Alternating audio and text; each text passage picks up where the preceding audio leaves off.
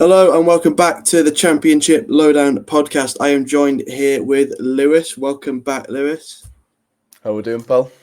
Yeah, all good, thank you, mate. And we are back for another Championship review of, I believe that was week 12. So, as Ollie pointed out to us a couple of hours ago in the chat, a quarter of the way through the season already, which is meant to say considering it felt like we only just came back. But nonetheless, we will get straight into it and we will start off with what probably could go down as the game of the week. Preston North End 3, Sheffield United 2. Preston come back from a 2-0 deficit to win at home, thanks to Lewis Dobbin, an own goal from Jaffet Tanganga, and a thumping header from Daniel Jebison to lead them to a big home win, which I believe puts them into 7th in the table, and Sheffield United drop back into the relegation zone. So, Lewis, I mean, what looked like a nailed-on Sheffield United win after about half an hour, he's come back to bite them in a big way.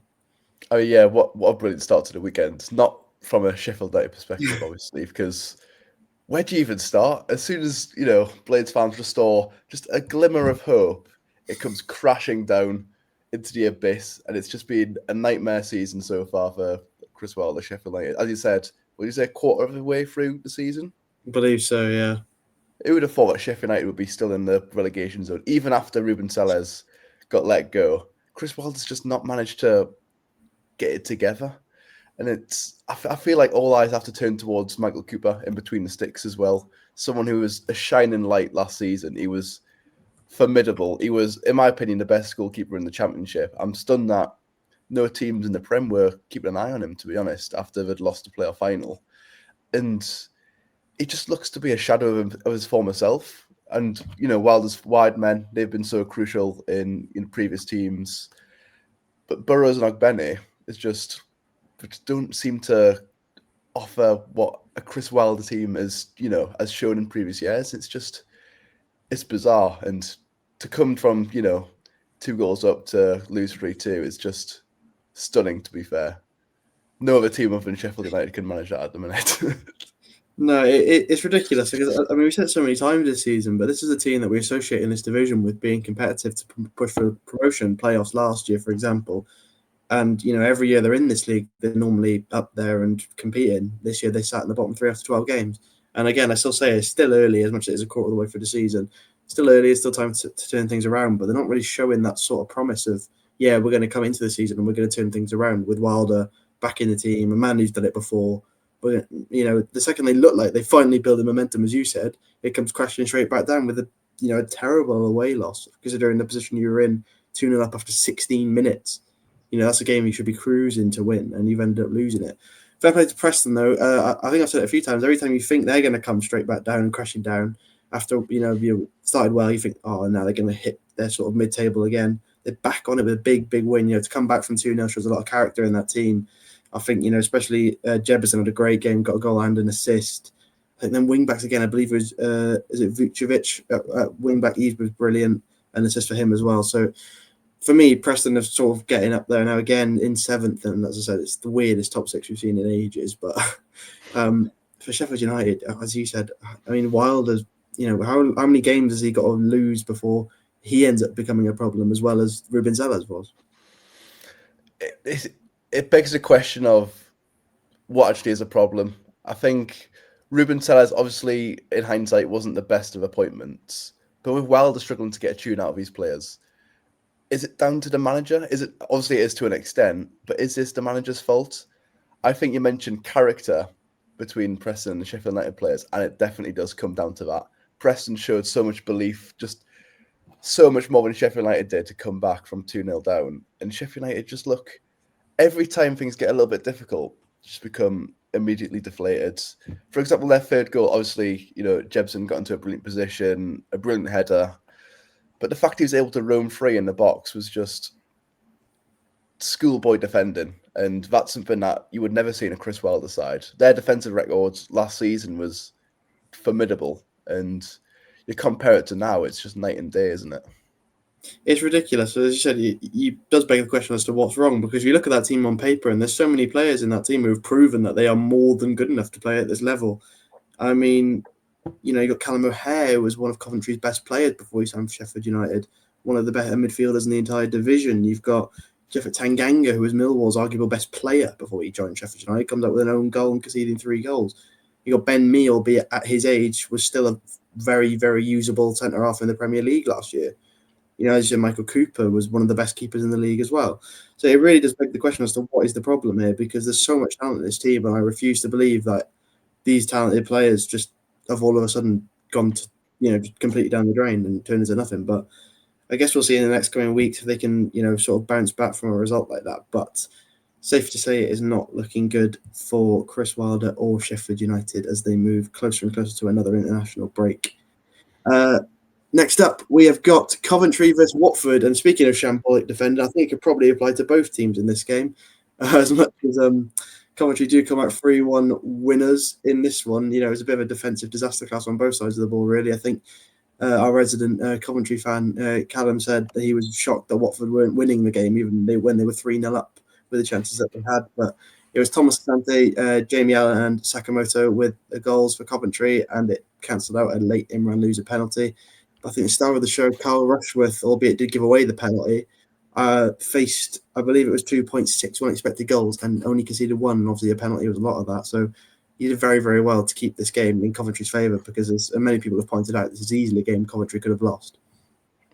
I mean, it's all the hallmarks of a team that would get promotion to the Premier League, even when they're down, even when they're struggling, they're not on the best form. They'll still come out as 3-1 winners, and that's just something we've come to expect from Coventry, to be honest. The fact that within 7 minutes to a 2-up as well, and with Brandon Thomas Asante getting another goal, he's been just absolutely incredible. He wasn't quite up to speed last season. He's came under a bit of scrutiny at times, but the way he's turned things around is just absolutely incredible. And from a Watford perspective, would you say it's been a challenging start for the new manager? Obviously, 3 games in. It's been a fairly difficult run of games, coming up against Sheffield United, then West Brom, and then Coventry. With Borough and Ipswich to follow, it's not going to get too much easier. But one win in 3 so far. Do you think there's positive signs from them, or not quite? I wouldn't say it's all negative. As I said, they go into Coventry and, they've created a lot of chances in this game. As I said, there's an argument that they could have won this game at times with how well they were going forward. But at the same time, you've got to take the chances, but you can't really blame the manager for that. If the creation is there, you then need the players to do their job and finish the chances. And obviously, with Carl Rushworth in the form that he's in, to give up a goal at all was surprising. I think he already broke the record for minutes without conceding a goal for Coventry last week, and he added another 65 minutes to it this week. But I just think there's signs from Watford. We know what Harry Grazia is. We know what he can do with a Watford side. We've seen it before. I think there is certainly potential for them there. They come off Sheffield United's a disappointing result, but then obviously first game it's always going to be a bit awkward. They beat West Brom, which is a big result, no matter what you think of West Brom at the minute. It's still a very good footballing side. And then obviously, they create chances to get Coventry, but defensively they're a bit of a mess, and they give up 3 goals, especially early goals, which I think they've got to cut that out pretty quickly. But I won't say it's all negative, but as you said, with Borough and Ipswich to come, and then Bristol City after that, it's a bit of a gauntlet really to start your career. But if you can get at least maybe, I'd say even 4 or 5 points just from them 3 games alone, I think you'd probably be relatively happy with that. And then obviously you move into a bit of an easier patch of games for them, where I think you probably will see a bit more of what they're about. But yeah, in this game alone, as you said, it was just it's vintage promotion team for a team that even when they're not playing at their best, they score 3 goals and they win the game anyway. It's a bit like the old Man City days where the defending was rubbish, but because they scored 3-4 goals a game, it didn't matter. And I think that really applies to this Coventry side with the goal scoring form that they're in, because it's ridiculous how good they've been in front of goal. And yeah, I don't think it's all doom and gloom for Watford. I don't know about you, but I think there's certainly potential with this team. Yeah, looking on paper, it definitely has been a rather challenging start. And we know that the manager can get a tune out his Watford side. He's done it before. So it's definitely no warning signs at this point. And I think for any team to go away to the CBS and score a goal, no matter what the result, I feel like that's an achievement in itself, to be honest. I think Watford can definitely see the positives, getting plenty of shots on goal. The fact that Rushworth had to be on his A game to keep Coventry in the lead was just, I don't know, it shows how Watford should be, rather proud of a result, even though it's ended in defeat. I feel that just shows the quality that Coventry have shown this season so far as well. When been previewing games, it's always, if we can get a goal against Coventry, or if we can, keep the scoreline to a minimum of 2 goals, then that's a massive positive. It just shows just being a class above, haven't they? It's scary, isn't it? I mean, the way you talk about Coventry, and I just don't see a world where they aren't promoted. I know I said in the opposite with Sheffield United still early, and I think it happened. A team scoring like this doesn't just stop scoring goals; like they will continue to score goals, and they're defensively sound enough most of the time to not be able to concede them either. So I think it is quite scary to see how good Coventry have been. But I mean, it's just, as you said, I just can't see it. I mean, how many wins that in a row now? I believe it's 6 wins in a row. They haven't lost in the league. So, that's still waiting their first defeat. I think that's going to be the big tester for them is when that first defeat does come, because it will happen at some point. How do they bounce back? They got a tough Friday night game at Wrexham away this week. So that'll be interesting to see how they come through that. And then obviously Sheffield United, Stoke, West Brom, Borough after that. So there's certainly a potential loss in there. So I'd be very surprised to see them come out. If they come out of that run with no losses, I don't see anyone stopping them personally, because it would be ridiculous to win that many games, especially against tough opposition. But we'll find out in the coming days. Next up, we've got Ipswich versus West Brom, a 1-0 win for Ipswich, thanks to a Jack Clark goal in the 83rd minute, to a bit of a interesting defensive display from West Brom, especially for the goal. But Ipswich finally get a win that they desperately needed. They move up to 12th, West Brom obviously in 11th, both teams less than 3 points away from the top 6. But the story of the day is, just a very boring game decided by one big moment, and it's more or less a defensive error from West Brom.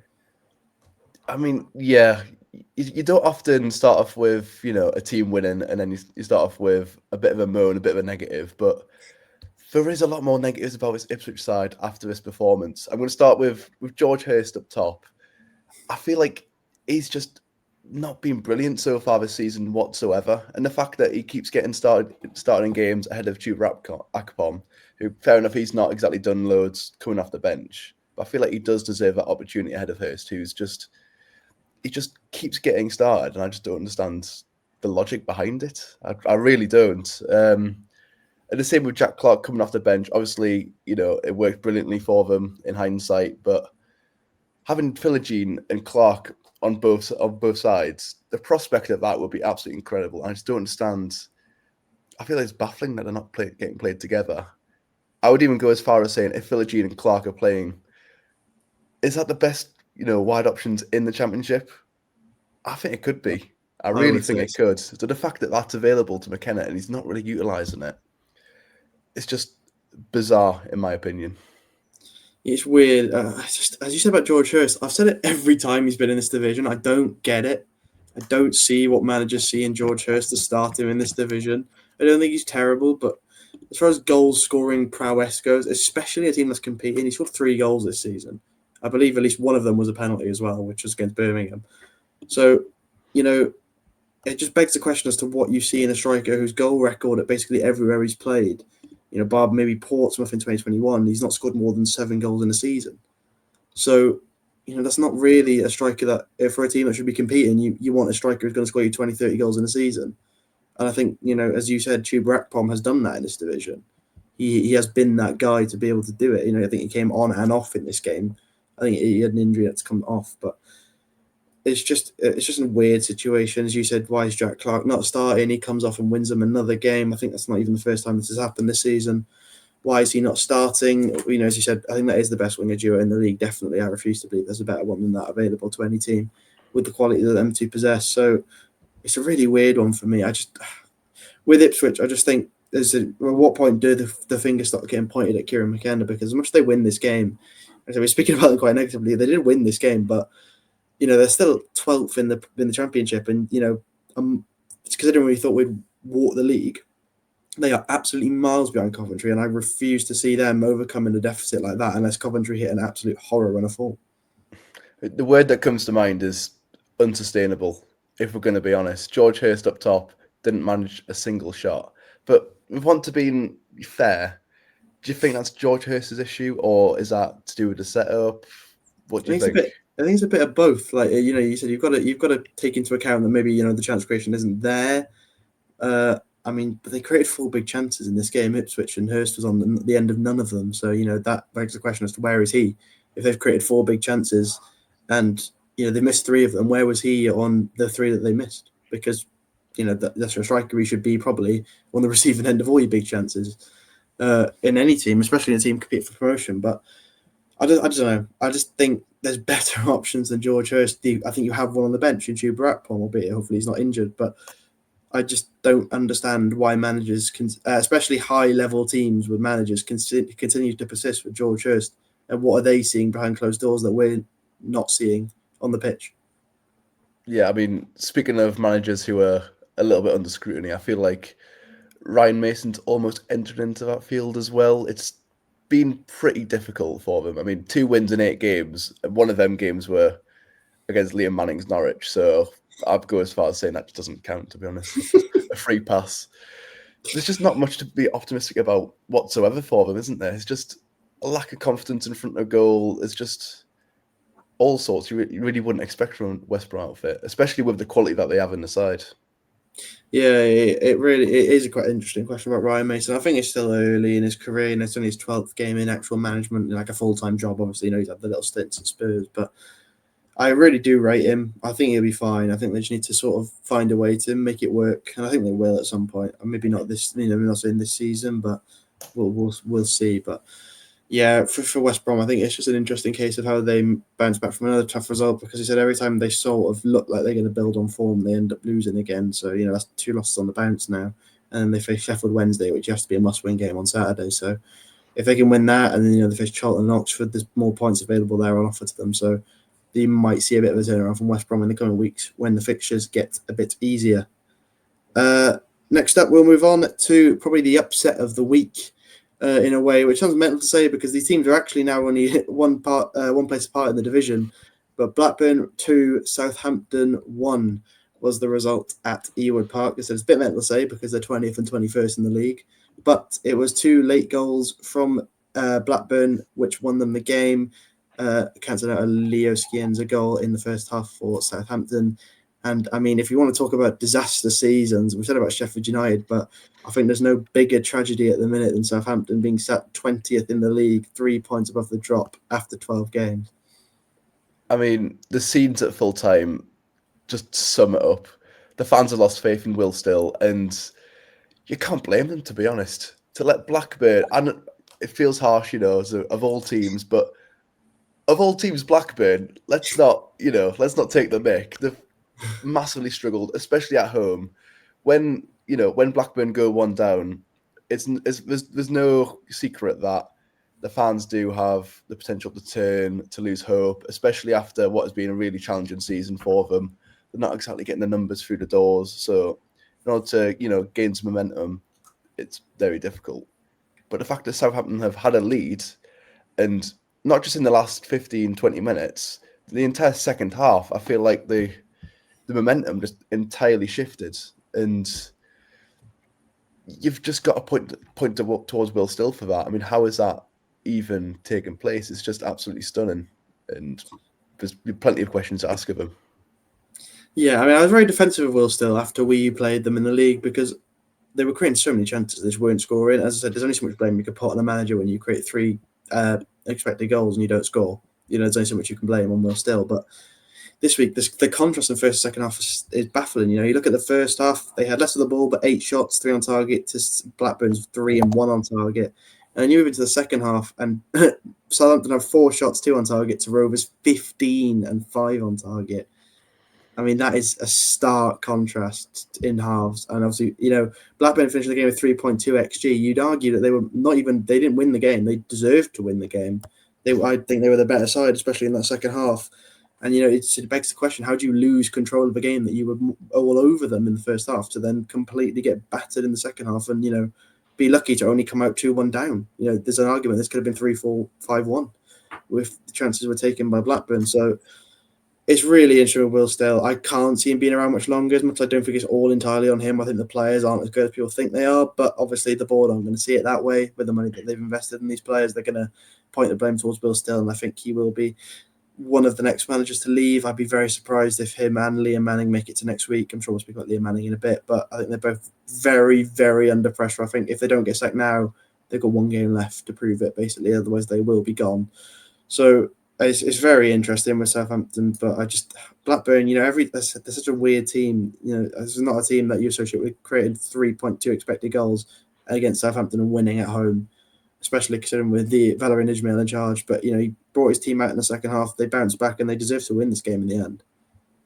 Yeah, I mean, it was, as we said before, just incredibly unsurprising, to be honest. I don't think anyone saw it coming, especially after they'd gone 1-0 down as well. And that's a first win in, what is that, 6 games, which it just came out of nowhere, to be honest. I don't know how Blackburn fans will really feel about this at the minute. It's just been such a strange season. Obviously, they got rid of plenty of players in the summer. The transfer window didn't go how any of them expected, to be honest. And yeah, it's almost like shining a turd. I feel like that result. I feel like that's a really harsh way of putting it, but I feel like it could potentially alleviate some of the pressure on the Blackburn players, the Blackburn boards, who I think are most at fault for this.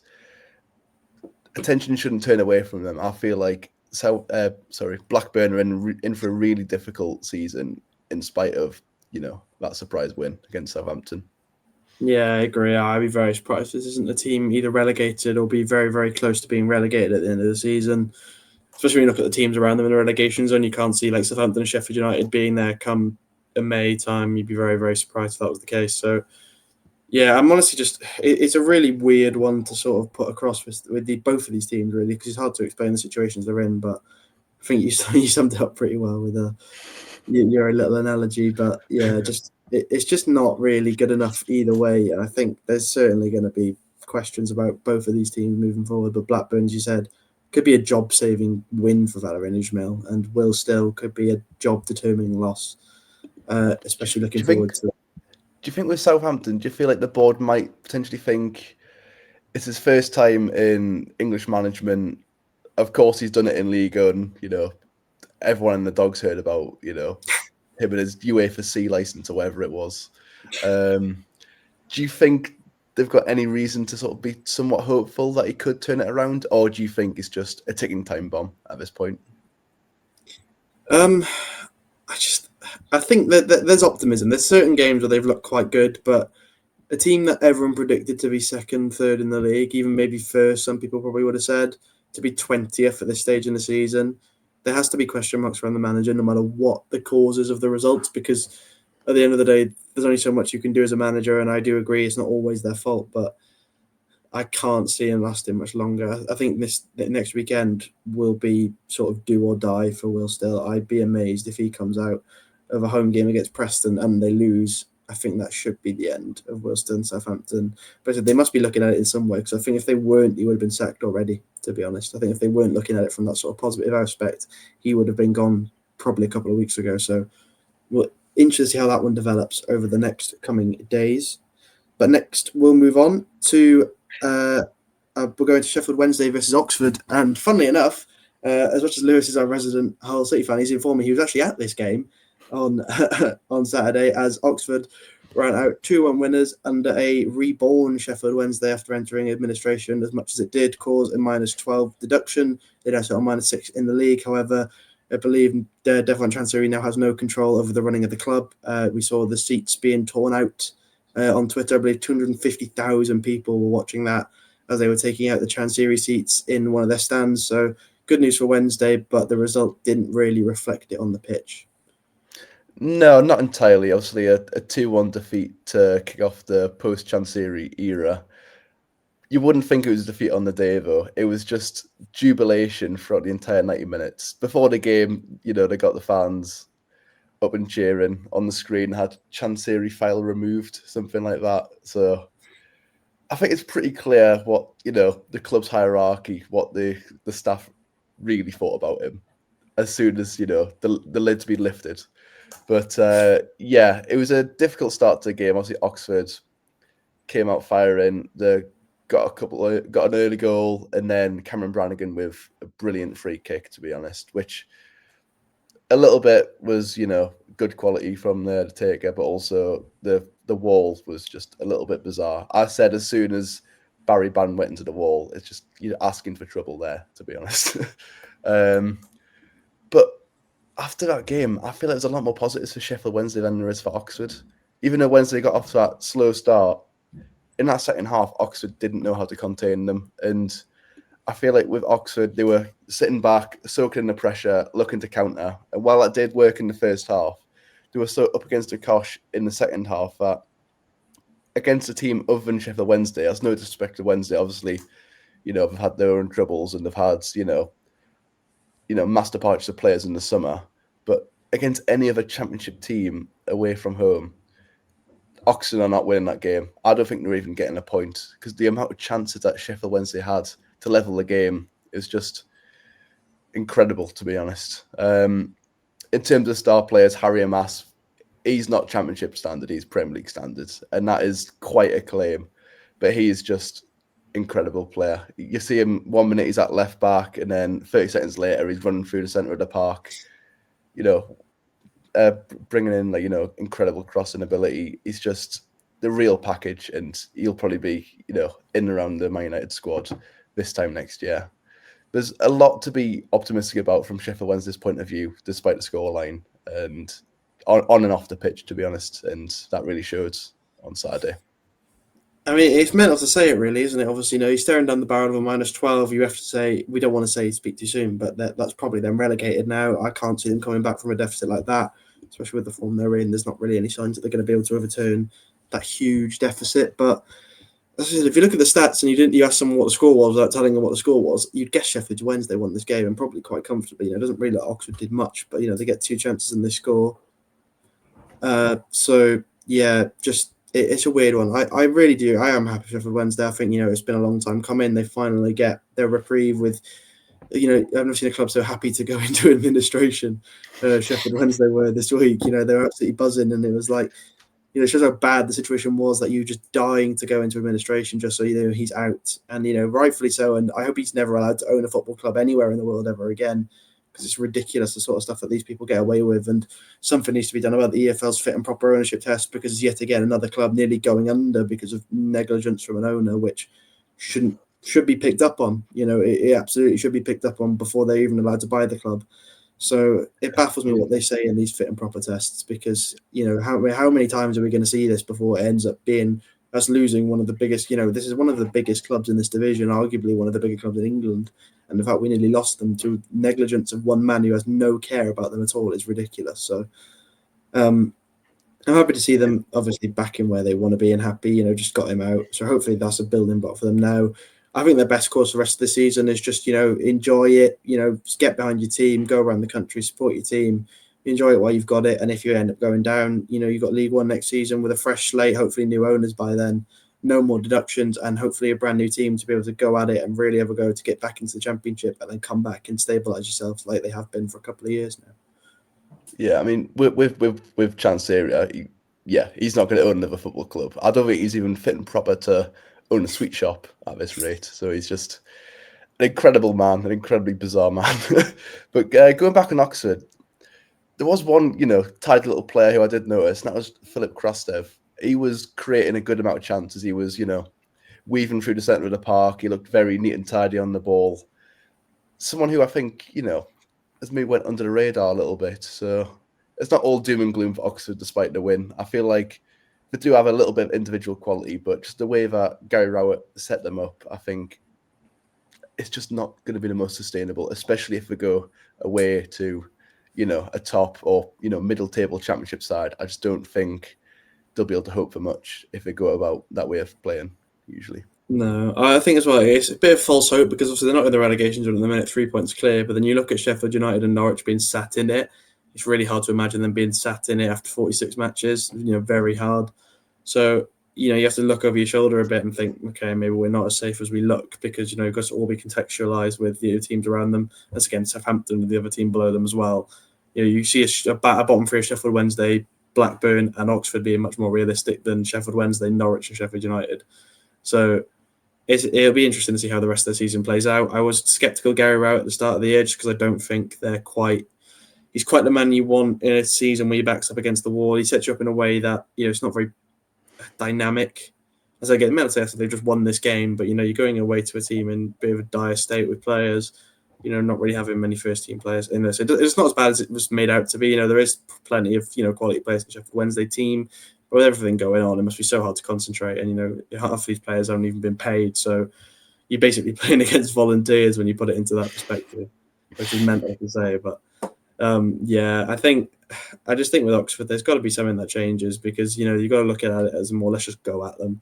Because if you look at the underlying stats, well, Will Lancashire has potential to explode in this division with the accuracy of his shots and how often he scores when he has the chance. So I think there's potential with this Oxford side. There's a lot of talented footballers, and I think if the worst came to us, they did go down and they held on to most of these players, I think they'd be absolutely fine in League One because, as you said, you've got Krastev, Brannigan, De Keersmaker, Lancashire, obviously on loan, but you got talented players in this team, and I think they'll be absolutely fine. But there is a chance to stay up, absolutely, because we've seen it last season. No one thought they would, and they did, and they could absolutely do it again this year. But I think someone's got to change and quick if they're going to be able to do it for the second year in a row. You have to feel.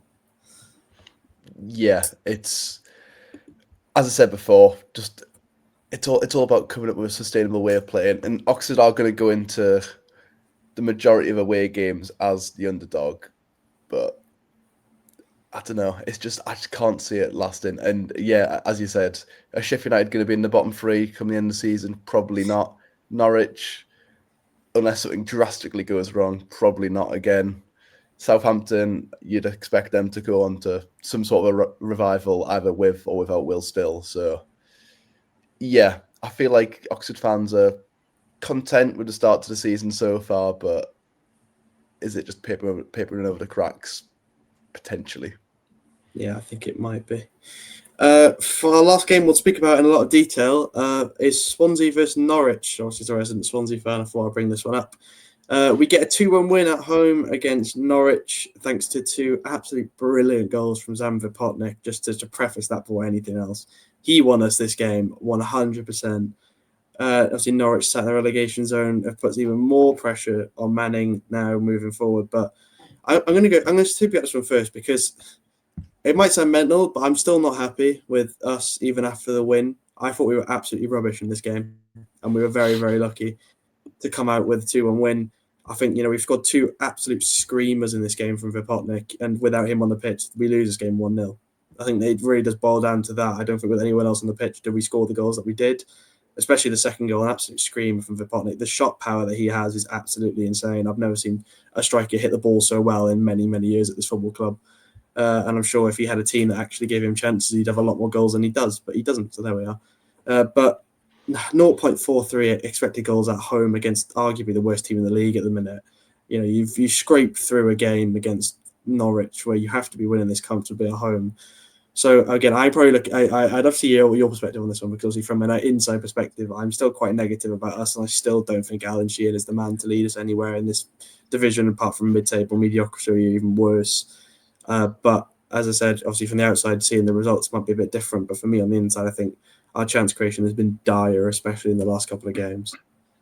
Yeah, I think with this result in particular, I can definitely see where the pessimism comes from, because you've not won from, Swansea City quality. You've won from Norwich City being awful, to put it bluntly. I think the way Swansea were able to carve open Norwich defence just seamlessly was pretty alarming, to be honest. I think that first goal in particular was just way too easy. And I think was it the second one where Kenny McLean just gave the ball up way too easily? Yeah, McLean gave the ball up, and then Darling just backed off Vipotnik and let him shoot. And after the first goal, I think that was a bit of a stupid idea. Yeah, I mean, yeah, the fact that they just weren't able to put in any sort of foot to stop him was just gave him, endless space. It's just shocking, to be honest. I don't know how much longer Liam Manning can really survive, to be honest. The fact that he's left Bristol City for this as well. I mean, you think of downgrades, and I don't know. There's just very few positives. One positive, obviously, for Norwich is, Josh Sargent is still showing an ounce of quality. For their goal is run to carve open the Swansea defence was pretty good, to be fair. Managed to find space out of nowhere, even though he was sitting fairly deep at the time. But other than that, there's just very little to be positive about in terms of Norwich at all. I think it was interesting. I think it was a sign of a man who knew his job on the line when he brings Josh Sargent off when you need a goal. That was a very interesting decision from me, because that's your go-to man for a goal. He's already basically given you the first one, and then you take him off for Chris Garden, who didn't really do a whole lot of anything when he came off the bench. It was a big decision, and as I think the commentator said, that's sort of a surprise of a man that knows his job's on the line, that he needs to go ahead and make a decision to try and change the game. But I just can't get over the negative side of things for Swans, because as you look at it from an outside looking in, you've won at home, but at the same time, that ended a very long winless streak for us at home. I can't remember the last time we actually did win at home in the league. I believe we could date bar the Forest game. I think you're dating all the way back to Sheffield United at the middle of August. So, we're now sat near Halloween, and it's interesting to see that that's the first win since then. But we just hit a terrible run of form. We get battered by Leicester, who've done nothing really in any other game they've played in the last sort of 6-7 games, apart from against us. You draw 0-0 to Southampton, creating 0 chances, and then Bristol City a week later make them look like the worst defence in the world. You lose 1-0 to QPR, who then get played off the park by Derby, creating no chances again. I think Southampton and QPR combined, we had no shots on target earlier than the 90th minute. And our one shot on target against Southampton came from Keelan Casey, who headed the ball from the edge of the box straight into the keeper's hands. So I think alarm bells have to ring. We got a huge game against Man City on Wednesday, and I really can only see that going in the direction I think everyone assumes it's going to go in. But then, you go away to Charlton on Saturday as well, and then away to Preston midweek, and then home to Ipswich, and then away to Bristol City. I think the writing's on the wall for Alan Sheehan, because I really don't see a win in any of them games personally. I mean, aside from Vopotnik becoming, the second coming of God, are there any positives to take from the game, do you think? No, and Marcus Stamets was really good in midfield. He had a really good game after what's been a tough run of form for him, but he was brilliant, I thought. But apart from that, no. I don't think we were very good defensively at all. I think a half-decent side would have tore us apart even more. Obviously, just based on that, it was Norwich, so it was fine. But as I said, I put it out on Twitter. Didn't think I get so many responses to it. I put a screenshot of the bottom 4 and said, what do all these 4 teams have in common? To be like a little thing. They're the only teams that we've actually managed to beat this season. But apparently there's a lot more things that they had in common than I thought. That was interesting. It's got like 300,000 views. It's meant to be an inside joke with Swansea fans, but there we are. We've only beaten the bottom 4, which I think is huge alarm bells for any team, that you can't beat a team with more than 10 points on the board. I think that is scary. We are yet to beat a competent team, bar Nottingham Forest, which at this point can even class them as a competent team, really. I don't think you can call them a team by that point. That's what I mean. So probably could you? I think for Sheehan, he won't get sacked after Man City, because obviously that's a game that we all expect to lose. I'd be very surprised. However, if he does win, I think it may, fortunately or unfortunately, buy him his job for at least till Christmas if we beat Man City in the Cup. But Charlton away, I think it could be the be-all and end-all for Sheehan, especially with Preston coming up, then Ipswich. I think with the amount of money our owners have played into the season and the ambitions that they have, second highest net spend in the division, you can't really accept this level of football being played on the pitch, really. And I'd be very surprised if they have much more patience with him. Charlton away being the do or die for him as well. It's, from his perspective, it's not good news, is it? The team against it's so dogged, so defensive, but so committed as well. It's going to have to be a completely different Swansea City side to show up, isn't it? Yeah, but we're going to have to be so much better, and I just don't see it personally. Glad I spent 20 quid on a ticket to go watch that on Saturday. Can't wait for that. But, I'll be amazed. I'll be amazed if we win that game. I just don't see a world where we create enough chances to beat a team that's so good defensively. We haven't been able to create chances against a dire defensive team. So what on earth is going to happen when we play a team that is good defensively? It's scary to think, and I just don't want to see Nathan Jones happy, because that's like the worst thing in the world. But I think it's going to happen on Saturday, unfortunately. You'll be giving the fist bumps, and you'll be imagining that in your head, later that night as well, won't you? Yeah, long day for me. But that is the games that we'll speak about in a lot of detail. We'll run through the other games that we had this weekend, obviously, because as we say every week, there was more than just the games to speak about, but they weren't very interesting, hence why they don't make a lot of time in the video. Portsmouth 0, Stoke 1, a big away win at Fratton Park for Stoke, thanks to, I believe it was an own goal from Hayden Matthews, the Portsmouth centre half. But, Stoke continuing their fine form, back on it a bit more after a bit of a sort of air run, but, they're back on it now into 5th with a win, beating Wrexham and now beating Portsmouth to, low scoring, but big wins that they definitely needed to keep themselves in the promotion hunt. Yeah, I mean, it's back to what we've been seeing at the earlier stages of the season. I feel like there was a lot of uncertainty whether it was a bit of a purple patch for Stoke or not, but while it wasn't the most comfortable of wins, nor was it the most attractive style of football they were playing to get that win, I feel like they have cemented themselves to be at least a top half side with this win. Yeah, definitely. I think they will be in and about that conversation. And as I said, if anyone wants to get anything out of these players, it would be Mark Robbins to finally click with the Stoke side, and it looks like they are doing that so far. Bristol City 1, Birmingham 0. Birmingham's misery continues as Sinclair Armstrong's first half goal was enough to drop Birmingham back down to earth after a big win away at Preston, which I believe now makes it just 2 wins in their last 9 games in all competitions. So alarm bells. As we talk about managers being in trouble, Chris Davis is surely in that conversation now with the money that they've spent. I'll be honest, I do not hold out much hope for him keeping his job past Christmas. It's got to be pretty threadbare, his chances at this point. I don't think they'll be afraid to make a change as well. You talk about the investment that Swansea City have, given this summer. Birmingham City, obviously, in the last 2 years, it's been incredible, the amount that they've pumped in there. And Jay Stansfield is struggling. The entire side's struggling, to be honest. There's very little to be positive about at this point. And yeah, I can't see him lasting much longer, to be honest. No, definitely not. I think I'd be very surprised if he keeps his job, if this form continues for the Blues. Derby 1, QPR 0. I said on, I believe it was the preview with Ollie on last Thursday, that I wasn't convinced with QPR, and they proved me right, losing 1-0 away at Pride Park thanks to a Carlton Morris goal in the first 10 minutes. 1 shot on target for QPR. That's got to be scary against a Derby team that's been more than unconvincing in the opening stages of this campaign. Derby have been so difficult to predict. Obviously, we do the the match predictions.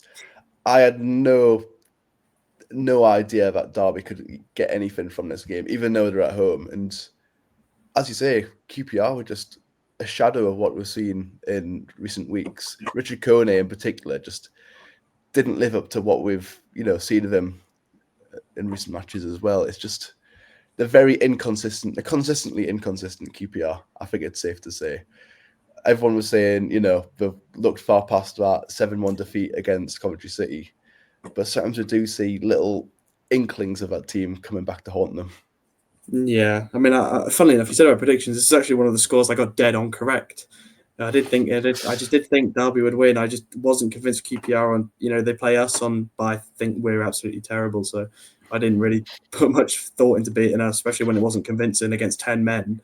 They still struggled to put it away. We had big chances at the end to go win that game. To draw that game. So.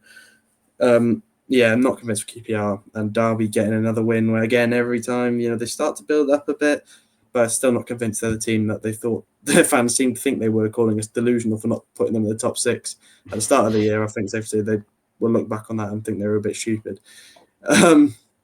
Hull Charlton, obviously, we normally talk about the host team on the full sort of review, but not really the most interesting game. A late goal from Barry saw a late save point for Charlton, cancelling out a Joe Get-Hot goal, which came from another defensive error from a team that we associate with being so solid defensively. The goal comes from a mistake, but I mean, a good point for you, and it continues your very, very good run of form. Yeah, in hindsight, I definitely would have taken a point ahead of the game, but just in the manner of which the last minute goal to concede, it was just a bit deflating, to be honest. And I think we really are missing McBurney. It looks like he's probably going to be out for another week or 2 as well. Just can't really underestimate how much he offered the team, especially in an attacking sense. Joe Gelhart's been unreal this season, by the way. He's been incredible. But having Cal Joseph as Ollie McBurney's replacement, it doesn't really. It's not a like for like replacement. I think it's definitely safe to say it leaves us a little bit one dimensional in the forward line, and with Liam Miller being injured now as well as Balumi, I feel like we're going to become very easy to play against and very easy to work out, which is the last thing that you need. I mean, as someone who had Carl Joseph at Swansea as well, it's safe to say I've seen Ollie McBurney and Carl Joseph in a Swansea shirt, and the contrast is mental. So yeah, I'm not surprised that he struggled to fill the boots of Ollie McBurney. But as you said, McBurney's still tied third in the league for goals, and he's missed however many games he's missed. So he's very, very good in this team, and I think there's so much potential. Ryan Giles is excellent in this division, especially providing service to attackers, and I think him and McBurney's connection was undeniably brilliant in the opening few games when they were playing together. I think when you get him back, he'll be a whole new different whole side. But again, you've been getting the results without him, which has been really impressive to me. Face Norwich on Saturday, which could be the final nail in the coffin for Liam Manning. So I think you're praying to every god that he's not sacked before then, because the last thing you want is the team on a new manager bounce. But I think that should be the nail in the coffin for Liam Manning. But yeah, just late, as you said, you would have taken a point, but I can understand the disappointment with there not being 3, with being 1-0 up in the 90th minute. It's a game you should probably see out from there on. Yeah, I mean, credit to Nathan Jones' side as well, because again, they'll fight to the very end. That you can expect that week in, week out from them, and that is the reason why they're in the top 6. Absolutely. Middlesbrough 1, Wrexham 1. This was one of the games we were going to talk about, but we sort of pushed it out a bit because, again, it wasn't the most interesting of games.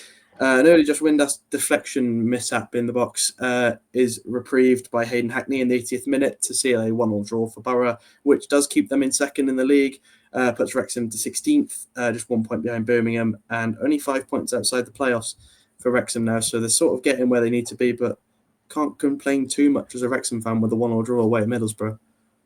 No, it's a brilliant result, to be fair. We've seen Wrexham have really grinded out for good results away from home, and it's that individual quality coming out once again. Josh Windass obviously got his goal, but every time I see him in a Wrexham shirt, he's just making things happen. He's got that quality that he showed while he's at Sheffield Wednesday, also at Rangers as well.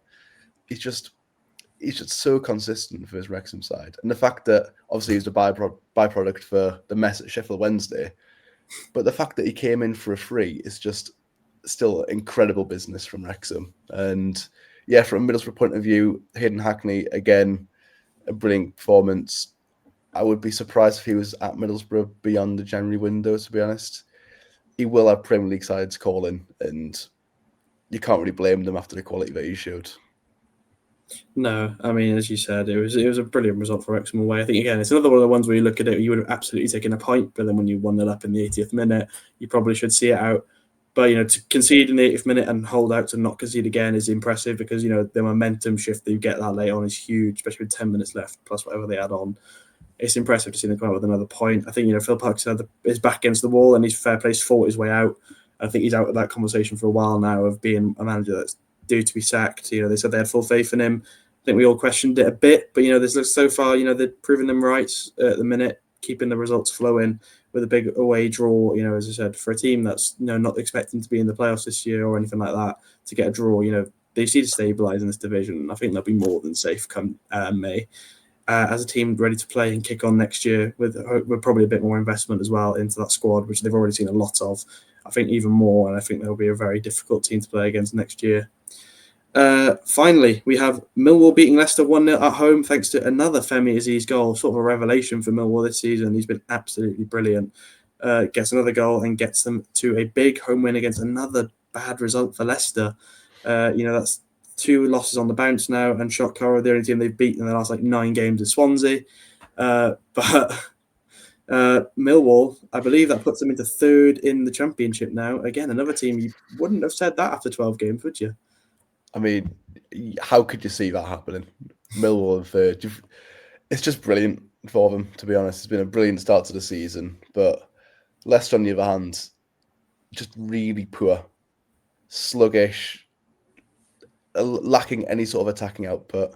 There's been quality from Abdul Fattahu at times this season, but it can't solely rely on his individual brilliance. Jordan Ayew up front, he's been getting pelters from fans, sometimes unfairly, but you look at games like this and you've just got to think, you've shown Premier League quality in your career. You've got a decent record, and he's just really not good whatsoever. He's been very poor for Leicester, and I feel like he just almost epitomises the entire Leicester side at the minute. Just far from great. Yeah, it's just not good enough. I will say as well, I think undercredited Millwall defence as well this season. That whole back four was brilliant in this game, especially Tristan Crammer at centre half and Ryan Leonard as well was brilliant at right back. They've been really, really solid this year, and they've been really hard to beat, and that's why they're sat third in the division. The attacking output hasn't been amazing at times, but it doesn't need to be when that defence is that good. But Aziz has been a real revelation for them on the wing. He's been absolutely fantastic. Really high candidate to be in the early sort of looks for team of the season with how he's been playing for Millwall. He's been brilliant. And I'd be very surprised if this Millwall team falls off anytime soon because the quality is there. They showed it last year. They were very, very close to a playoff spot last year. And, I definitely said I could see them getting there again. And with how poor teams that we expected to be in the playoffs have been, it really opens the door for teams like Millwall, for Bristol City, for Stoke, Charlton even, to get into these playoff spots and, be a huge change in the Premier League, which I think even the Prem fans would welcome, especially the Championship fans. But finally, some new names going up and down from these divisions rather than just seeing the same three swapping places every year. It would be nice to see that 100%. But that is all we have for this week. That is our review of week 12. So we'll be back on Thursday, as always, to preview another exciting week of Championship action. But thank you very much to Lewis for joining me, as always. And we will see you all later in the week.